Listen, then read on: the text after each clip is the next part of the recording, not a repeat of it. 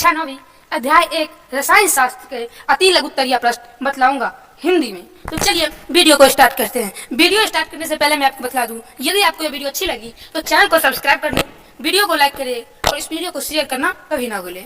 तो शुरू करते हैं अध्याय 1 का प्रथम नंबर प्रश्न। प्रथम प्रश्न है, वह चीज क्या कहलाती है जो कुछ स्थान घेरती है तथा जिसमें द्रव्यमान होता है। तो आप सभी जानते हैं वह चीज पदार्थ कहलाती है। द्रव्य क्या है? तो आप सभी भली भांति जानते हैं पदार्थ का वह शुद्ध रूप जिसकी एक निश्चित संरचना हो एवं जिसके स्पष्ट गुण हो द्रव्य कहलाता है। थर्ड नंबर क्वेश्चन है दोस्तों, क्या चीनी एक द्रव्य है? जी हाँ दोस्तों, चीनी एक द्रव्य है। और फोर्थ नंबर क्वेश्चन की ओर चलते हैं। फोर्थ नंबर क्वेश्चन है, पदार्थ के विभिन्न अवस्थाओं के नाम लिखे। तो इसका उत्तर होगा पदार्थ के 3 अवस्था होती है, प्रथम ठोस, सेकंड द्रव्य और थर्ड गैस। फिफ्थ नंबर है, पदार्थ द्वारा अधिकृत स्थान क्या कहलाता है? इसका उत्तर होगा आयतन। 6 नंबर क्वेश्चन है दोस्तों, 10 डिग्री सेल्सियस पर जल की भौतिक अवस्था क्या होती है? तो आप सभी जानते होंगे 10 डिग्री सेल्सियस पर जल की भौतिक अवस्था द्रव्य होती है। और 7th नंबर क्वेश्चन है, अंतर अणुक स्थान से आप क्या समझते हैं? उत्तर होगा दोस्तों पदार्थ के कणों के मध्य रिक्त स्थान अंतर अणुक स्थान कहलाते हैं। मतलब पदार्थ के कण के बीच में जो रिक्त स्थान होता है दोस्तों, उसे ही हम अंतर अणुक स्थान कहते हैं। और 8 नंबर क्वेश्चन है दोस्तों, अंतर अणुक आकर्षण बल क्या है? इसका उत्तर होगा पदार्थ के कणों के मध्य स्थित बल को अंतर अणुक आकर्षण बल कहते हैं।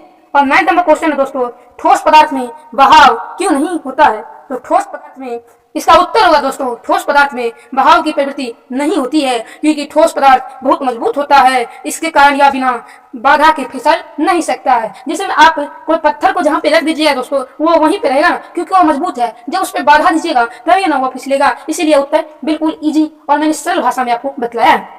और 10th नंबर क्वेश्चन है दोस्तों, ठोस पदार्थ पर ऊष्मा का क्या प्रभाव पड़ता है? इसका उत्तर होगा ठोस पदार्थ पर ऊष्मा का बहुत प्रभाव पड़ता है। ठोस पदार्थ को गर्म करने पर ठोस के कणों के बीच ऊर्जा बढ़ जाती है और ठंडा करने पर घट जाती है।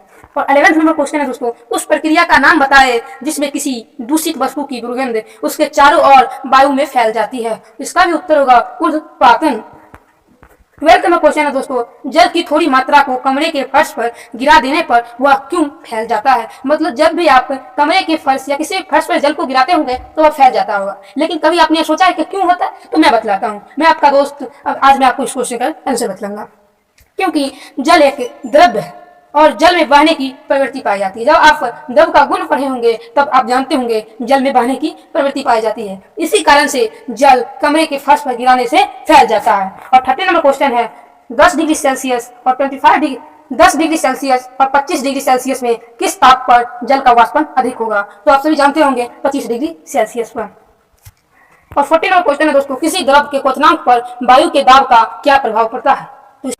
द्रव्य का क्वथनांक वायुमंडल के दाब पर निर्भर करता है। वायुमंडल का दाब अधिक रहने पर द्रव का क्वथनांक भी बढ़ जाता है। इसके विपरीत वायुमंडल का दाब कम रहने पर द्रव का क्वथनांक भी कम जाता है। अब 15 नंबर क्वेश्चन है दोस्तों, सामान्य दाब पर पदार्थ का क्वथनांक कमरे के ताप से कम है। बताए कि पदार्थ की भौतिक अवस्था क्या है? इसका उत्तर होगा द्रव्य। और 16 नंबर क्वेश्चन है दोस्तों, किसी ठोस के द्रव्यमान की परिभाषा लिखी। मतलब ठोस के द्रव्यमान की परिभाषा लिखने को मुझे बोला गया है। चलिए लिखते हैं और आप भी अपने कॉपी में इसे जरूर लिखिएगा। इसका सही उत्तर होगा दोस्तों, जिस ताप पर कोई ठोस पदार्थ पिघलकर द्रव के रूप में परिवर्तित होता है वह ताप ठोस का द्रव्यमान कहलाता है। 17 नंबर क्वेश्चन है दोस्तों, क्या होता है जब जल को 0 डिग्री सेल्सियस तक ठंडा किया जाता है? जब जल को 0 डिग्री सेल्सियस तक ठंडा किया जाता है तो वह बर्फ बन जाता है। 18 नंबर क्वेश्चन होगा दोस्तों, गैस को ठंडा करने पर वह क्या होता है? तो गैस को, इसका सही उत्तर होगा दोस्तों, गैस को ठंडा करने पर वह द्रव बन जाता है। और 19 नंबर क्वेश्चन है, अमोनियम क्लोराइड को गर्म करने पर क्या होगा? तो इसका उत्तर होगा वह सीधे वाष्प में बदल जाएगा। 20 नंबर क्वेश्चन है, पदार्थ की चतुर्थ अवस्था को क्या कहते हैं? तो आप सभी भली भांति जानते हैं पदार्थ की चतुर्थ अवस्था को प्लाज्मा कहते हैं। लेकिन मैंने आपको पिछले क्वेश्चन में बतलाया था, सेकंड, थर्ड या फोर्थ नंबर क्वेश्चन में बताया था पदार्थ की 3 अवस्था होती है और यहाँ पे चतुर्थ अवस्था पूछा है। तो आप लोग दोस्तों जान लीजिएगा पदार्थ की 2 विशेष अवस्था होती है, प्लाज्मा और बॉस आइंस्टीन कंडेंसेट। लेकिन आपको जब विभिन्न अवस्थाओं का नाम लिखने के लिए बोला गया है तो आप 3 ही लिखिएगा। इसका सही उत्तर, क्या कारण है कि गैस को संपीड़ित किया जा सकता है किंतु द्रव को नहीं। तो इसका उत्तर होगा, इसका कारण यह है कि गैस की अपेक्षा द्रव में अंतर अनुक स्थान बहुत कम होता है। और 22 नंबर क्वेश्चन है दोस्तों, उस गैस का नाम बताइए जिसकी आपूर्ति अस्पताल में द्रव के रूप में किया जाता है। तो उत्तर होगा ऑक्सीजन गैस। 23 नंबर क्वेश्चन है दोस्तों, मतलब 23 नंबर क्वेश्चन है, किसी पदार्थ का ताप 35 डिग्री सेल्सियस है, केल्विन स्केल में इसका ताप क्या होगा। तो आप लोग जानते होंगे दोस्तों, 1 सेल्सियस बराबर 273.15 केल्विन होता है, इसीलिए 35 डिग्री सेल्सियस बराबर 273.15 kelvin plus 35 degree celsius equal to 308.15 kelvin.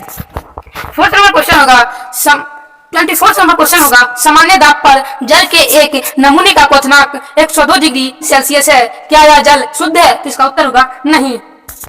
25 number question है, उबलते हुए जल की तुलना में उसका भाप अधिक जलन पैदा करता है, क्यों। तो इसका उत्तर होगा क्योंकि भाप का ताप उबलते हुए जल से अधिक होता है। और 26 नंबर क्वेश्चन है, क्या अमोनिया की गैसीय अवस्था को वाष्प कह सकते हैं। तो इसका उत्तर होगा हाँ।